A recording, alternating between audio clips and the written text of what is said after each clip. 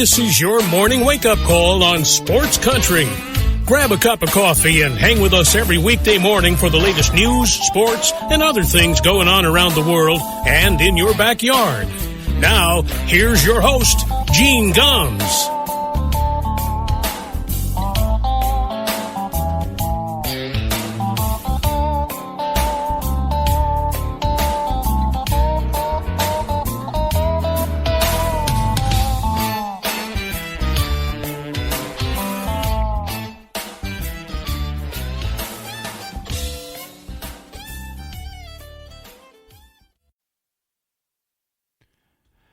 Well, good morning, everybody. 6 minutes past 9 o'clock here in Middletown, Connecticut. It is Friday the 13th in the year 2020. What could possibly go wrong? So I actually saw something about that yesterday, that today was Friday the 13th, and the way 2020 is gone, I thought about just staying in bed. Lots to get to this morning. Dan Zumpano, our NFL correspondent, coming up at 9:30 this morning to talk about last night's game, talk about some of the great games from last week, and we're going to take a look at Dan's preseason predictions for the playoffs and see where those stand at this point in the season, so you'll want to stick around for that. He's always entertaining, especially getting him up in the morning is always fun. So the COVID news continues to grow, and 159,000 new cases just yesterday. I saw a stat this morning. They said, I think in Illinois, they're getting a new COVID case every 4 seconds. I mean, that just boggles the mind. But in light of all this, the Ivy League has canceled winter sports. They became the first Division I conference to cancel all winter sports. It's not just basketball. It includes wrestling and track, indoor track, swimming, fencing, anything else they've got going on in the wintertime is off. And they have also postponed spring sports until at least February, the end of February. The Ivy League has kind of been out in front of a lot of this. They were the first conference to cancel their basketball championships last spring, or actually technically last winter, I guess. When the whole COVID thing started, they were the first league to get out in front of this. And so, and we've seen some things with some of the smaller leagues, Division II and Division III conferences, where they have canceled conference championships, but said and conference competition, but they have said that the schools are kind of free to do their own non-conference thing if they want to play within their own state, whatnot. This sounds like, as far as the Ivy League goes, it's completely off. Not only will there be no conference championship, there'll be no conference schedule, there'll be no out-of-conference schedule. They are just shutting down. We saw what Hockey East just did, where they are playing conference-only games. I think they're doing it a smart way with these flex games at the end so that if anything does get canceled, they've got room to make it up. But the Ivy League is just going to shut down permanently. Well, not permanently, but at least for the winter season. And the Ivy League president said in a statement yesterday that, that the student athletes and their families and the coaches and everybody are being asked to make, huge sacrifices for the good of public health. And he said, we do not make this decision lightly. I would think not. Basketball season is supposed to start in 13 days. The University of Connecticut men have not been able to practice because they had a positive test on the team. We don't know who it was because of privacy laws. They don't have to tell us. But somebody in there tested positive, so they have had to quarantine for 14 days. Their first game is scheduled just before Thanksgiving. As of right now, that would give them about 6 days of practice before playing their first game. Now, and I don't mean to make fun of the two teams that they're playing in the beginning. They're supposed to play Central Connecticut and the University of Hartford, two Connecticut mid-major Division I schools that they could beat with 6 days of practice. And so as long as I think the health issues stay the same, I would imagine those games will be played. But more importantly for UConn, they're losing practice time at a time when, they're going back into the Big East. The Big East schedule starts on December 11th. So that's more in Danny Hurley's mind, I think, than anything. And they had an interview with him on television yesterday. It was a Zoom interview with some reporters. And it was strange. He seemed befuddled by the whole thing. He's like, he's basically said, I don't know what to do. I've never dealt with anything like this. He said, even back when I was coaching high school, he said the longest time I ever went without, being around the players or doing some kind of practice or individual workout or something with these guys is like 3 or 4 days. He said, so I don't know what to do with myself. And he looked like, you looked at him, on the screen, and he just looked like dazed and confused. So no basketball in the Ivy League. No other Division I conference has made that call, and I think things are going to have to get way worse for other conferences to make that call. And obviously the basketball season involves a lot of travel in short periods of time. That's the concerning part of this, I think. Now, early in the season, it's a little bit easier because there's tournaments and for instance, they are going to be doing one here at the Mohegan Sun Casino down in Uncasville. They're calling it Bubbleville. They are bringing in 40 teams, and there's going to be 45 games at the Mohegan Sun over 11 days. That is a lot of basketball. So we're talking about an average of 4 games a day over 11 days. That includes games for UConn. The UConn men and women are both scheduled to play 3 games down there. The men are supposed to play a tournament. And they're not all going to be tournaments, by the way. Some of it's just going to be individual games, non-conference games. But there are some tournaments down there. One of them is the Legends Classic that the men are going to be in. They're supposed to play Vanderbilt on December 1st as the second part of a doubleheader.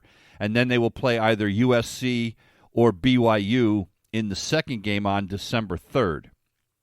Those were games that were originally supposed to be at the Barclays Center in Brooklyn. So they're going to be at Mohegan Sun now. The women, again, they're going to have 3 games there. Part of that is the Hall of Fame Women's Showcase. They're supposed to play Quinnipiac on November 28th there.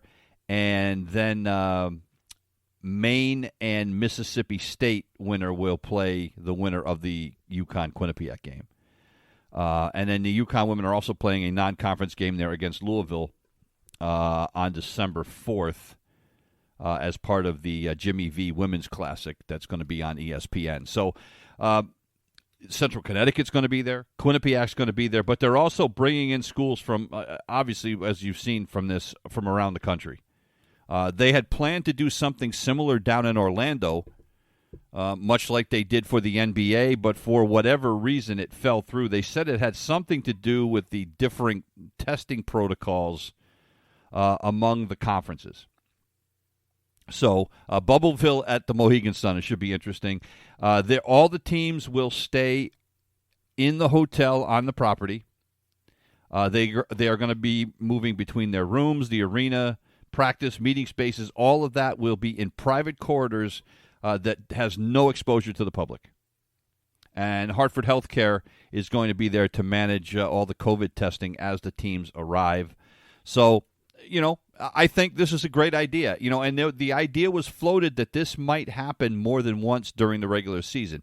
It's much harder to do with conference games, but let's say this succeeds and teams start worrying about the travel. There's nothing saying that they couldn't arrange for this to happen again at Mohegan Sun, maybe at the end of December, first part of January, and you bring in, the entire Big East. Why couldn't you do that? Bring in all the Big East men's teams for a couple of weeks and play conference games at Mohegan Sun, because you're not going to have fans at your games anyway in the home arenas, so it could work. So, but it's cool. I mean, it's a way to get the season started, to have assurances there will be the start of a season. Whether we'll finish it, who knows? It's kind of like college football right now. And I saw a headline in the AP yesterday that the the legitimacy of this season is in doubt. As the longer we go on and the more games that get scheduled, we saw more games postponed yesterday in college football. So, this isn't over. The ACC has canceled the game between Pittsburgh and Georgia Tech because both teams were having issues as far as the coronavirus goes. Conference USA just announced that the Rice Louisiana Tech game scheduled for Saturday has been postponed. No makeup date's been set. So, here we go. We've already had, 4 games in the SEC wiped out this week? Ohio State's game got wiped out this week in the Big Ten. So we're getting to a point where, we're going to have some schools that might play 4 or 5 games. And how do you measure that? And do you even bother? I mean, they're still planning on having a national championship, but, when you're going to have teams playing such varied amounts of games, I don't know how legitimate it really is. And frankly, 2020 may go down just as a giant asterisk, right? A giant asterisk in world history. It's like the year the world stopped. So, we'll see, but I think what Mohegan Sun is doing is the right move. And Tom just checked in, he's right. And, again, I don't see why they couldn't do it in Orlando. If the issue in Orlando was different testing protocols between conferences, again, if you're Orlando, why not go to the SEC or the ACC and say, hey, why don't you bring your entire men's basketball, the entire teams down, all the teams down here, and we'll lock them up for a better way of putting it, for a few weeks, and you can get in 3, 4, 5, 6 conference games in that time in a secure environment. With no fans on campus, it doesn't make any difference. So anyway, that's where we're at as far as that goes. The Masters yesterday was strange. It was odd to watch no fans there. It was like playing in a tomb. It was eerily quiet. But it was also a golf course that was ripe for the taking with the rain they had in the morning. I mean, they played for a half an hour before they had to postpone things. And then you're watching it, and every guy's hitting a shot into the green, and stuff's just sticking. You hit it into the fairway. You're not getting a lot of rollout because everything was wet. But Paul Casey fired a 7-under yesterday. He had the lead overnight, but there were still 44 golfers on the course when darkness came. So they had to finish this morning. They're in the process of doing that now. Casey still has the lead at 7-under, but Justin Thomas is having a strong morning. He's got it to 6-under through 15. A guy by the name of Dylan Fratelli, I have no idea who he is. He's from South Africa. He is also 7-under through 15 holes. So Fratelli is tied at top with Casey. Justin Thomas a stroke back. Sunji Im also having a good morning. He threw 13. He is 6-under. So those guys are just a stroke back. Webb Simpson, 2 strokes back. He and Xander Schauffele both finished yesterday at 5-under. Justin Rose is at 5-under this morning through 13 holes. And, of course, everybody wants to talk about Tiger Woods. Tiger with a bogey-free 68 yesterday. The first time in his career. This was amazing that he has ever shot a bogey-free round.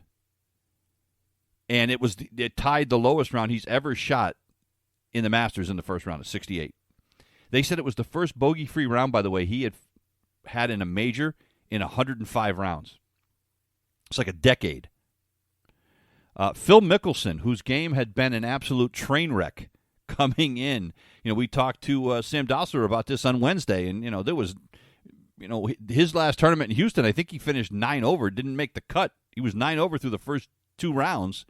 Well, Phil is playing this morning, and Phil has it at 4 under par through 17 holes. So, again, never count him out, especially in the Masters, as many times as he's played it. Another surprise, how about Bernhard Langer? He's like 60 years old. He's 4 under par. The story yesterday, Larry Mize. Larry Mize is 62 years old.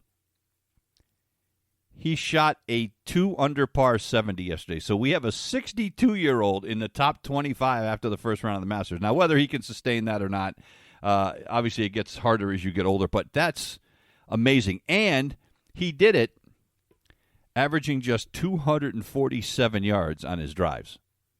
That is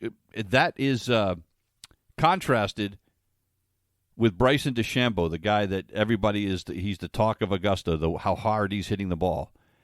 Bryson DeChambeau yesterday averaged, let me find this, I think it was, 334 and a half yards on his drives. 334. Average.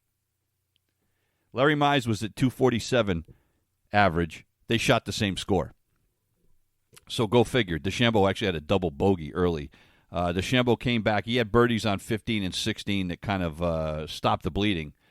But, for all his length, a guy that averaged 247 yards and is 62 years old is tied with him. I love it. And, the older I get, the more I root for the old guys. And we're going to see a guy. There is no doubt. I mean, I remember when Jack Nicklaus won his last Masters, his sixth, back in 1986. And Jack was 46 years old at the time. And I remember everybody talking about how old he was. Not just that he won it, but he was 46. It was like he was ancient. Jesus, I'd love to be 46 again. But it was like he was ancient. But with the change in the equipment and the change in fitness, we're going to see a guy in his 50s win a major. We are. There's no question. John says, yeah, Larry's doing it for the regular guys. That's true. Now, I don't think Larry Mize at 62 is going to win the Masters. But it's cool. Do you remember when Tom Watson almost won the British Open? He was 59 years old at the British Open, and he was a shot away from winning the damn thing in regulation. He ended up getting bombed in the playoff, ended up going to a playoff and got crushed. But he was a shot away from winning the damn thing at age 59. That would have been a story for the ages. But we're going to see somebody do that. Bernhard Langer is like 60 years old. He is a guy that could do it. He's 4 under par, and he comes to Augusta every year, and he competes. And he's a guy that could absolutely win the thing. So I wouldn't be shocked. So anyway, round 2 will kick off sometime in about the next couple of hours. Tiger was originally supposed to tee off around 11:30 this morning. I imagine that's going to be pushed back, although I'm not positive about that. But Tiger will be on all afternoon on ESPN with their coverage. Baseball news yesterday, the MVPs were announced. Great story. Actually, a couple of great stories. Freddie Freeman wins it in the National League. He beats out Mookie Betts and Manny Machado. Betts got 2 first-place votes, but Freddie Freeman got 28 of the 30. But he's a great story. Look, this is a guy that actually had the coronavirus prior to the start or the restart of the season. He had it during the spring and summer. He had it so bad that he literally prayed, "Please don't take me." I remember when that story came out. He was so sick, he was praying to God that he didn't die. He said he'd never been that sick in his life. So the fact that he was even able to play this year was probably nothing short of a minor miracle. And then he comes out and just got off to a slow start, ends up hitting 341. 341. 13 homers, 53 runs batted in. He played all 60 games. He led the major leagues in doubles, and he led the major leagues in runs. And his 53 RBIs, I think, was like 4th or 5th highest in the majors, not just in the National League. Great, great story. Mookie was trying to become just the second player to win the MVP in both leagues, and I think he'll do it. The only other person to ever do that is Frank Robinson. And I think Betts will do it at some point, but he finishes second, Machado third. A great bounce-back year for Machado. And a great year for San Diego as a whole, and he was a big part of that reason. In the American League, another great story. Jose Abreu, and his reaction when he won the thing was priceless. I mean, this is a guy that came out of Cuba, and a lot of people thought that he was going to be, the greatest Cuban ever to play in Major League Baseball. Well, he had a hell of a year this year. He hit .317, 19 homers, 60 runs batted in, which led the major leagues. 148 total bases also led the majors, and a .617 slugging percentage. He also played in all 60 games. So a great story there. Jose Ramirez, the third baseman from the Indians, finished second in the voting. DJ LeMahieu, who led both leagues in hitting, finished third. So great stories. By the way, it's the first time since Ryan Howard and Justin Morneau did it that two first basemen won the MVP in the same season. So great story out of Major League Baseball. And one other quick thing before we go to a break, and Dan Zumpano coming up at 9:30. The White Sox have said that they're done talking about the whole Tony La Russa thing. They said that they understood how serious it was before they hired him. So they were not going in blind. They understood what it was. They said, but their statement yesterday was that he deserves all the assumptions and protections granted to everyone in the court of law. They said once the case reaches resolution in the courts, we'll have more to say, and that the White Sox understand the seriousness. Well, that's good. But it doesn't sound like they're putting the brakes on anything as far as La Russa goes, because they are getting ready to hire a pitching coach. Ethan Katz is supposed to be named their pitching coach. This is significant for one reason. Ethan Katz was the high school pitching coach at Harvard Westlake High School in L.A., where Lucas Giolito played high school baseball. You know who else played high school baseball there? Max Fried and Jack Flaherty. So he coached some pretty good guys in high school. He's also had, he's not coming right from high school. He's also had some coaching experience with the Angels and with the Seattle Mariners organizations as well. And he also was the assistant minor league pitching coordinator for the San Francisco Giants last year. So it's not a guy coming straight out of high school, but there's some familiarity, obviously, with Lucas Giolito. That's probably part of the reason why they're doing it. So despite what's going on with La Russa, it seems like they are just they're moving forward, And I think and I agree. I think that he's accorded the rights that everybody else is in court. I just don't know PR-wise how this is going to play in Chicago if he ends up being found guilty. So we shall see. 28 minutes past the hour. We're going to take a break. When we come back, Dan Zumpano will join us to talk NFL football. You're listening to The Wake Up Call on Sports Country. Welcome back to The Wake Up Call. And as we are every Friday, we are thrilled to be joined by Dan Zumpano to talk NFL football. Good morning, Dan. How are you?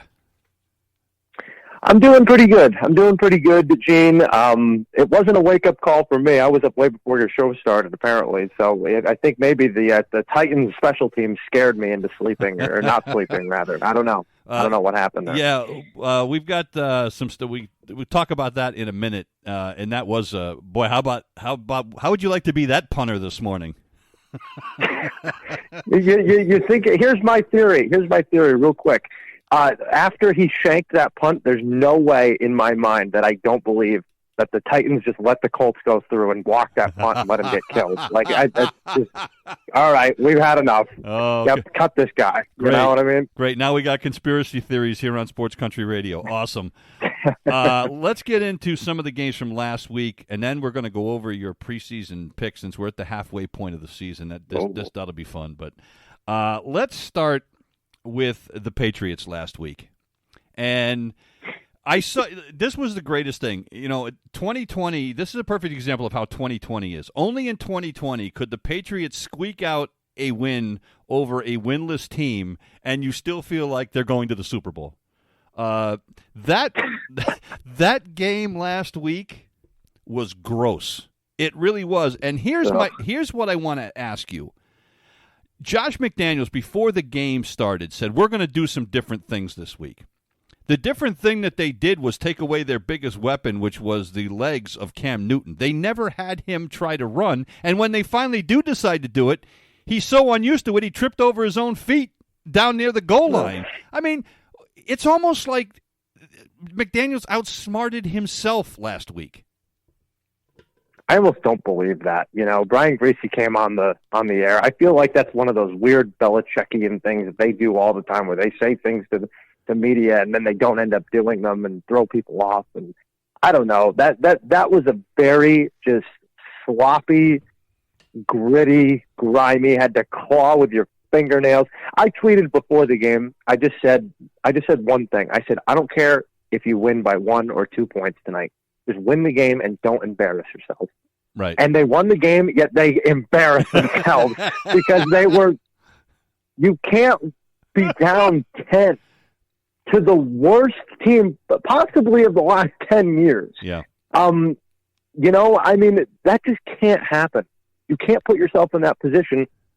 And a lot of it falls on the quarterback. A lot of it, I know Cam was better in this game, but a lot of it didn't remind you of kind of check down Charlie. It was like check down Cam. I mean, it was basically every single play was check down underneath to Jacoby Myers, who had a great game, underneath to the running backs. I mean, it was a lot of that stuff, and it was just so frustrating to watch that the slow pace of the offense. I'm watching this game, and early on, like sometime in the second quarter, they go, "Oh, Cam Newton's like 11 for 11," and they said, "Yeah, well, he's running the Dunkin' Donuts offense. It's dink and dunk." Right. He was like 11 for 11 for like 70 yards. I'm like, that's kind of it's kind of hard to get excited about that. Yeah, absolutely, and it's not just him though. I mean, really, a lot of it was. And this has been a problem all year long. How many big plays is the defense going to give up? Yeah. I mean, how many big plays is J.C. Jackson, who's considered this, all-world corner apparently from PFF, and he gets burned about 6,000 times by something named Rashad Perriman. I mean, I don't even. It's hard for me to fathom. Jason McCourty feels like Devin McCourty bribed Bill into coming back by getting Jason McCourty on the team at this point. Well, he stinks. Well, he's just terrible. But here's the thing: we knew before the season you had all those guys on defense that opted out. We knew at some point this was going to be an issue. And it's obviously that's part of the issue. You have Gilmore who's injured, and it's just like, and because the offense has been so ineffective at times, I think that defense is spending way too much time on the field. But, Gene, these guys are veterans. These are guys that have won a Super Bowl. They've won Super Bowls. They've been with Bill before. Like, this is not like, Adrian Phillips has not been with the team before. Like, I would get it if he was playing poorly. But, these guys, it's the secondary. It's supposed to be the strength of the defense because of the rest of the defense is pretty much Swiss cheese right now. Right. And they're getting burned by, Denzel Mims and Jamison Crowder. I mean, that's just, who are these people? So, you know what I mean? It's a combination of a bunch of different things, and it showed me one thing. That game, nothing is different. Nothing is different. The Patriots are still, right now, one of the worst teams in football, which is bananas to even hear. Their MVP last week, as far as and I know, well, you could say Folk because he kicked the field goal. I think their MVP was Rex Burkhead. Their offense looked awful until Burkhead came in and just started running people over. I mean, and of all people, that's not the guy that I thought would be, kind of taking that game over, but he's the reason I think they won that game. Yeah, I kind of agree with you. Him and Damian Harris. Yeah. I mean, I think that the two running backs there. I mean, how many times before the season begins, they maybe draft a running back or bring a running back in and say, well, I guess Burkhead's going to get cut this year. And right. I think there's a reason why Burkhead's been on the team. He's consistent. He runs hard. He runs physical, and he runs downhill. And Harris seems to be a guy that does that too, or in his early stages of his career. So, I'm hoping that look, the offensive line and the running backs are clearly like the strong point of the offense. I don't know if you can win that way, obviously. And look, they're going to try and compete and win, apparently, from what I'm hearing. So if that's what it's going to be, that's what it's going to be. They're going to try. I don't know if they're going to be successful. So let's stay in the AFC East. And Josh Allen was unimpressive against the Patriots. Despite the final score, he was unimpressive. As unimpressive as he was against New England, last week against the Seahawks, 31 for 38, 415, 3 touchdowns, no picks. He looked like a different quarterback last week. That's the ticket you punch. Is you get a ticket for the roller coaster ride. Yeah. Sometimes you go up and up and up, and you're feeling great, and sometimes you fly down the mountain. And this was one of those games that they flew up and up and up. I mean, granted, yes, Seattle has one of the worst pass defenses. Yep. Actually, really one of the worst pass defenses of like all time. Right. But you know what? I think Buffalo needed a win like that. They needed a quality win, and those are hard to come by because there's so few good teams in the NFL this year. And, you got to be impressed with, too, is that Stephon Diggs, again, just dominates. Doesn't he? He is leading the league in catches. He is leading the league in yards. You can't ask for a better trade than what the Bills got added from the Vikings and Stephon Diggs. So that's been a huge help, and it's really opened up a lot of things for other guys like John Brown and Cole Beasley, too. So, that Buffalo offense is working through the passing game. They're not a great run team, but still, that's a really, really quality win. Nobody puts up 44 points in the league and usually loses. So that's a recipe for success for them, and they're on their way. Yeah, the other part of this is Russell Wilson, as great as he can be, he, throws a couple of picks last week and, a couple of that really hurt his team. So he can be very, very good, but he has become a little bit turnover prone. Yeah, uncharacteristic, I would say. He has 8 interceptions so far this year, and I'm shocked. When I looked at the stats last week, you see 4-0 in turnovers. Isn't that like nothing? That never happened for Seattle. They turned the ball over 4 times. So, they will never win a game like that, especially with their defense. So, when you put pressure on that defense, and what the strange thing was that Jamal Adams and Carlos Dunlap came back for this game. They were worse. Yeah. That was what was so shocking about it. So, they've got some things to work out in Seattle, no question. So if the game last week is a preview of what we have to look forward to in the future of quarterback in the NFL, that game between Miami and Arizona was fun to watch. Tua and Kyler Murray both put on a show last week, and it tells me, I have to admit, I was wrong about Kyler Murray. I did not think he was going to excel in the NFL, and I've come around. He is playing so much better than I thought he was going to. I thought he made a mistake not going to play baseball. But last week those two guys were so much fun. And Murray, not just, he threw that. He was 21 for 26, 3 picks, and he runs for 100 yards. That's fun. That was a fun game. Kyler Murray is like 5th in the league in rushing yards. I know. It's something absurd like that. You know, he is fun. He's like a little chicken nugget running around out there. He's unbelievable. But I just think that Murray electrifies the game. But again, the lack of defense that the Cardinals now have. I think they really miss Chandler Jones. I think that's a problem for them, and getting after Tua was an issue. But Tua, I was surprised as any that Tua was able to go into that environment on the road as a rookie and really perform pretty well. And, if he's going to get that out of it, I had said this before the season, and we're going to talk about playoff predictions, but Miami happened to be one of the teams that I picked to go to the playoffs. Yeah. I really believed that Tua would be, playing at some point in this season and would thrive. And with Brian Flores behind him and him having a defense that just causes turnovers left and right. That defense gets so many takeaways. It's incredible. Miami's prime, and don't look now, but Miami's got the next 3 games against the Chargers, the Jets, and the Bengals. Oh, they could easily be 8-3 heading into a game, I believe, against the Chiefs.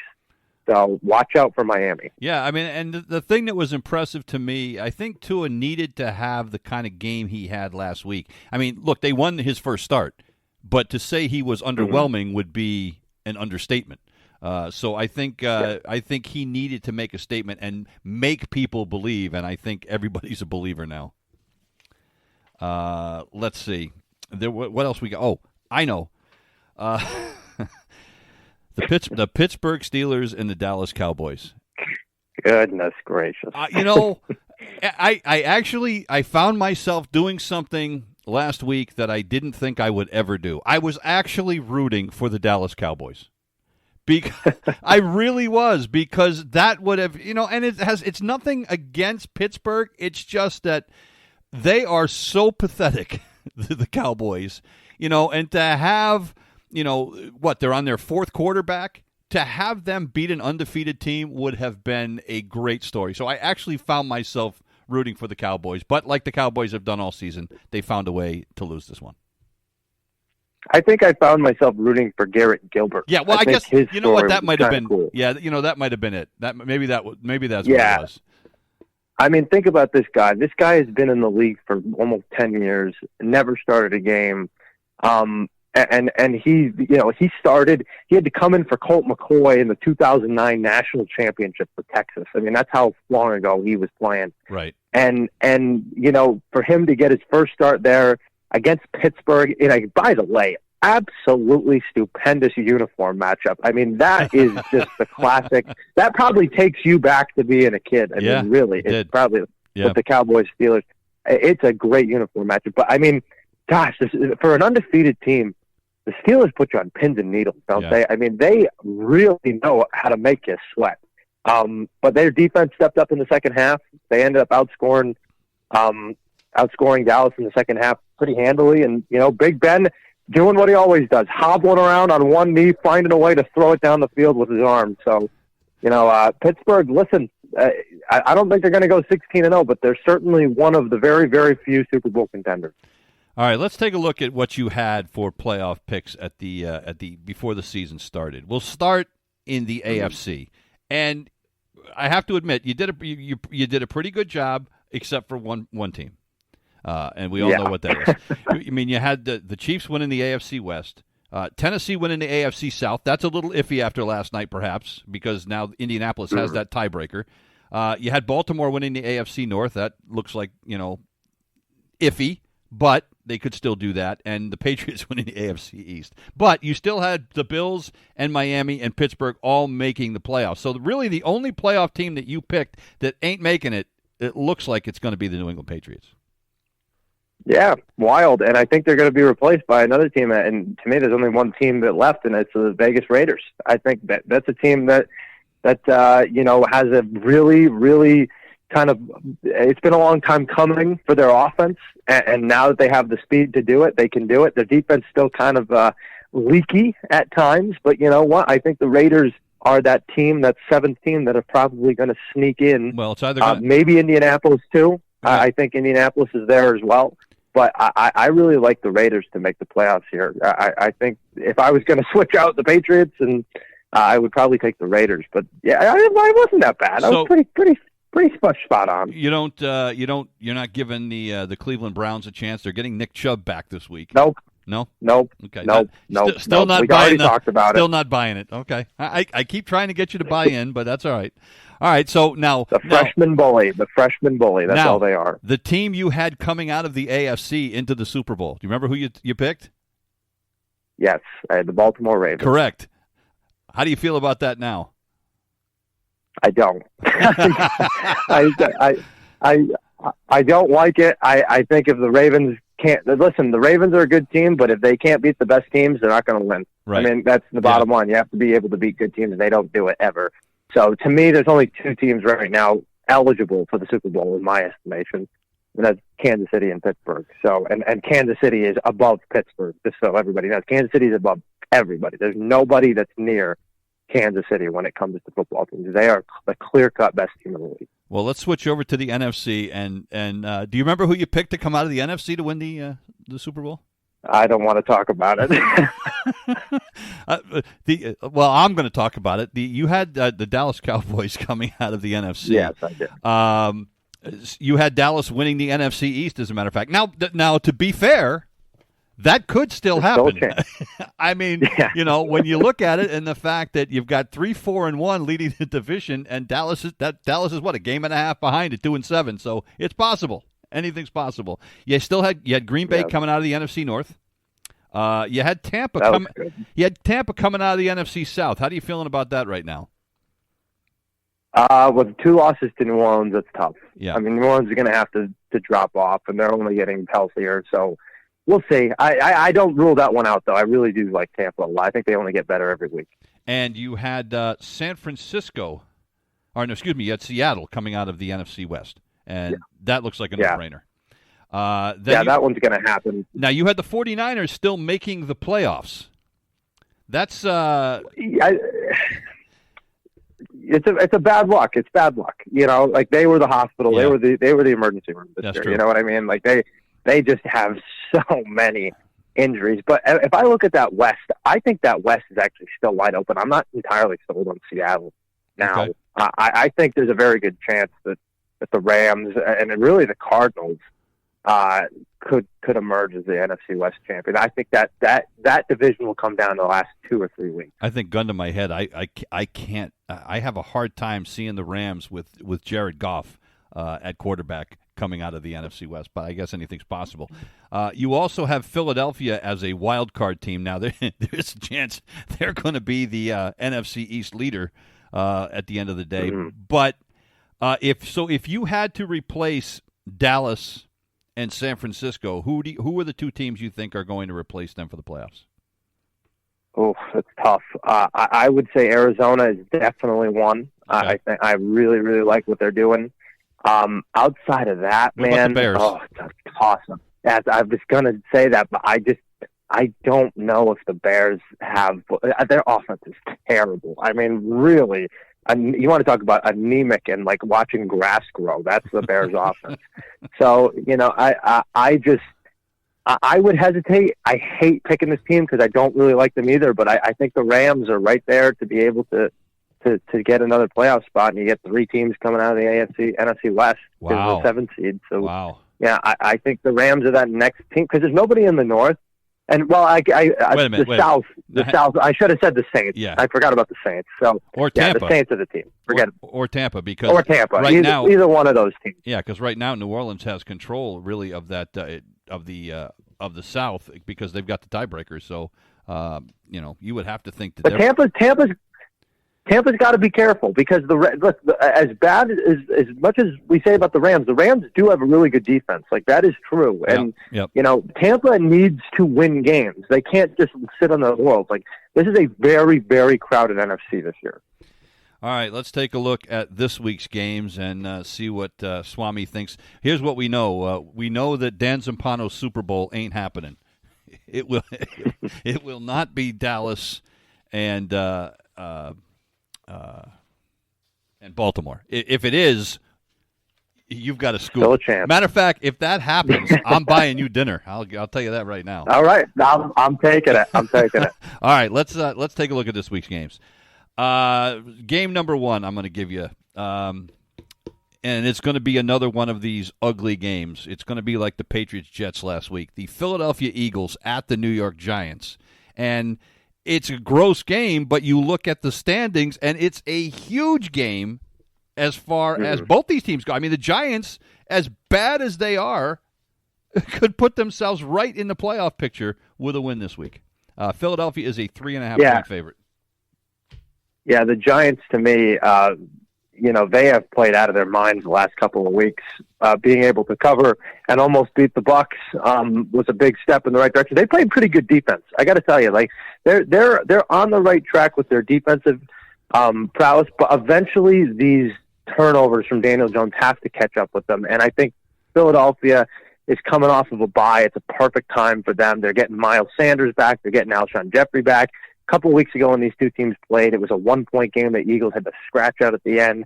I think this one is a little more comfortable. They've been historically very good at Giant Stadium or MetLife Stadium. I'm going to take the Eagles here to kind of start pulling away in the NFC East. Game number 2, this one on the road. Tom Brady and the Tampa Bay Bucks have some splaining to do after last week's embarrassment. I mean, they need to make a statement this week, don't they? That they do. I think that they can, although the problem is that they're going to be playing a really young, scrappy Carolina Panthers team that is not going to go quietly. I'll tell you that. They gave the Chiefs everything they had last week, and I think the Panthers are going to be a live dog for a lot of teams. I've been on the Panthers bandwagon basically for the last 5-6 weeks. I love their team. I love their makeup. I love Matt Rule as a coach. Even though they don't have Christian McCaffrey, I think they keep this game pretty close, actually. But I think Tampa ultimately will find a way to win, and Brady kind of wills them in this game to be able to get over the hump and get a divisional win. Another interesting game, and you referenced it earlier. The Chargers are at Miami. The Chargers were a replay away from beating the Raiders last week on the last play. Again, the Chargers find a way to lose game. They are unbelievable. Miami is only a 1.5-point favorite at home against this Chargers team. That team is a heart attack on a bun, and it's usually the heart attack. I mean, you usually don't survive it. I mean, it really is just embarrassing what they do at the end of games. Yeah. But to me, you got a Chargers team. You said the line was 1.5, right? Yep. So why the heck would you pick the Chargers? I mean, there's no reason to pick them to win a close game. They don't know how to win close games. And to me, I think the Dolphins getting the turnovers, and you got Brian Flores going to be coaching against the rookie quarterback.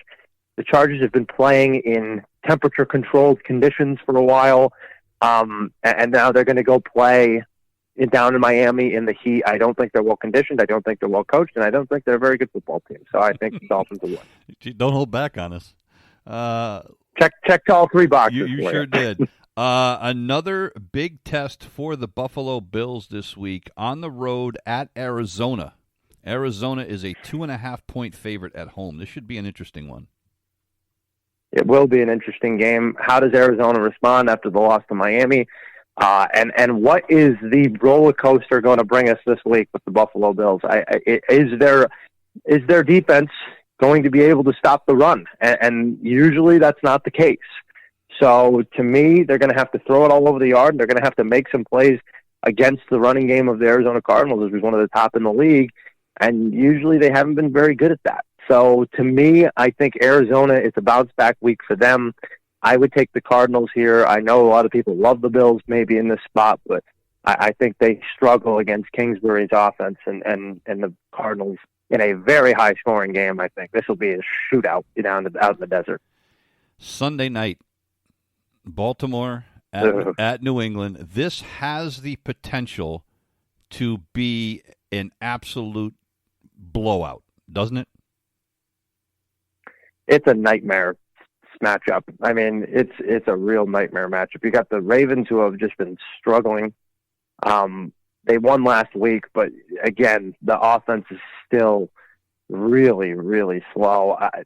I hope the Patriots can get guys like Lawrence Guy back, and maybe, I don't know who they're going to play at linebacker. I mean, there was somebody named Terez Hall out there last week. Does anybody have him on the clock today at Walmart? I mean, he's just like, where are they getting him? So, I think it's a really bad matchup. The Patriots haven't been able to stop the run at all this season, and this is the best rushing team in football. I have fear for the lives of guys like, Chase Winovich and Uche and all those guys, because they're getting a train coming on the track, and its name is Lamar Jackson. So I think the Ravens pretty much handle business here, and I think they probably cover the 7 as well. Monday night, if the Chicago Bears have hopes of making the playoffs, they need to win this game, yet they are underdogs at home. They are a 2.5-point dog at home against the Minnesota Vikings, a Vikings team that has underwhelmed people, to say the least. Yeah, they're underdogs like every week. Yeah. and they're somehow like 5-3. It's like it's wild. But the problem is that they just don't have a very good offense. And to me, you can't really survive all the time when your offensive line is banged up and you're just throwing up to Allen Robinson. I mean, there's not much else for Nick Foles to do, and it's really not on the team. It's on the coach. I mean, the coach just doesn't even watch the game half the time. He's just looking in his play sheet, looking to see. He doesn't watch the plays. Yeah. I mean, he's got looking at his highlighter coordinated play sheet. I mean, it's wild. So to me, I don't like either of these teams. Gun to my head, I'll take the Vikings. I'm taking all favorites this week, but I don't care. I think it's going to readjust because the dogs have been live. But I like the Vikings to win right here. It's a good spot. Dalvin Cook, who's the better running back in the league right now than Dalvin Cook. Yeah, that's true. So yeah. As long as Kirk Cousins doesn't turn the ball over, they should be okay. All right, I got one more question for you, and this is an old man question.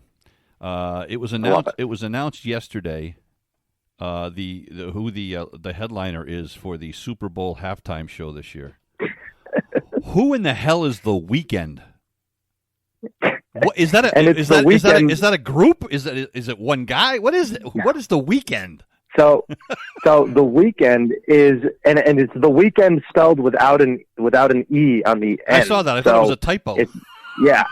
No, that's exactly right. Okay. That's exactly right. I know. We have a different language, us millennials. I guess. But The Weeknd is an R&B singer. Okay. That does a lot of techno stuff. But he is actually he reminds me a lot of Michael Jackson. Really? In his voice. Okay. And if you can go on and listen, he does a cover of Dirty Diana that is absolutely fire, as the kids say. Okay. So, he's really good. So this is a good choice, you're telling me. People are going to like this? I think he's a good choice. He's got some good beats, and I wouldn't want to watch you dancing in your living room, but you might be. I don't know. I don't think that's going to happen. Dan Zumpano, he can be heard every Saturday and Sunday here on Sports Country Radio on the Sunday card. It is on Saturdays at 11, 3, and 5, and again on Sunday morning at 11 a.m. Dan, have a great weekend. We'll look forward to talking to you next week.